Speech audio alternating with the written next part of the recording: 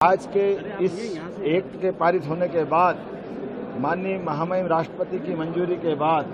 हमारा राज्य उस श्रेणी में खड़ा होगा जहां एक से ज्यादा विवाह करने में अपराध होगा और एक से ज्यादा विवाह के अवसर पर जो बहनों को कष्ट होता है उस कष्टों से मुक्ति दिला करके हमारी प्रदेश की आधी आबादी को उनके हक का समर्थन सरकार के माध्यम से होगा। एक नहीं, कई सारी सौगात, केवल विवाह नहीं, विवाह के अलावा भी उत्तराधिकार के मामले में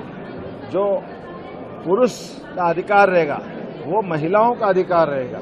इसी प्रकार से दत्तक पुत्र से लगा करके सभी प्रकार के जीवन के जो अधिकार हैं वो अधिकार समान रूप से लागू किए जाएंगे। लिविंग रिलेशन में भी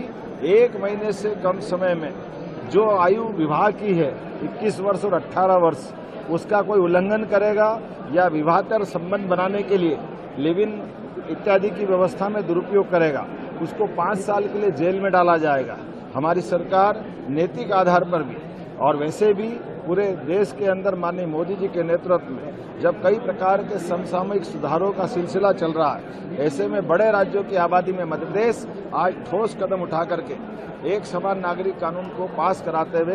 एक नई ऊंचाइयों तक पहुंचा है। मैं अपनी ओर से आज पूरे प्रदेश को बधाई देना चाहूंगा और कांग्रेस से प्रश्न पूछना चाहूंगा कि कांग्रेस हमेशा हिंदू मुसलमान में क्यों अंतर करना चाहती? राम और रहीम दोनों को हम अगर एक चश्मे से देखना चाहते हैं तो दोनों में भेदभाव क्यों होना चाहिए? हम सब भारत माँ के लाल, भेदभाव का कहाँ सवाल?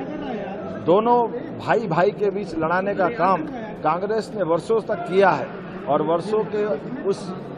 गलत कारण से भारत के अंदर अतीत के काल में जब आज़ादी मिली तो देश का बंटवारा कांग्रेस की इसी गलत मानसिकता के कारण से हुआ है। मध्य प्रदेश की धरती पर भी ये जो गलत कानून बनाने की, खास करके विदेशी शासन पद्धति के आधार पर शासन चलाने की जो भूमिका जगदीशपुर को इस्लामपुर बना करके की गई थी, उस धरती पर ही हमारी कैबिनेट ने निर्णय किया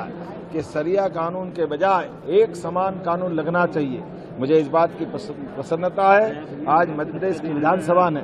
एक समान कानून लगा करके क्या हिंदू क्या मुसलमान सबके जीवन में बेहतरी का अवसर मिलना चाहिए।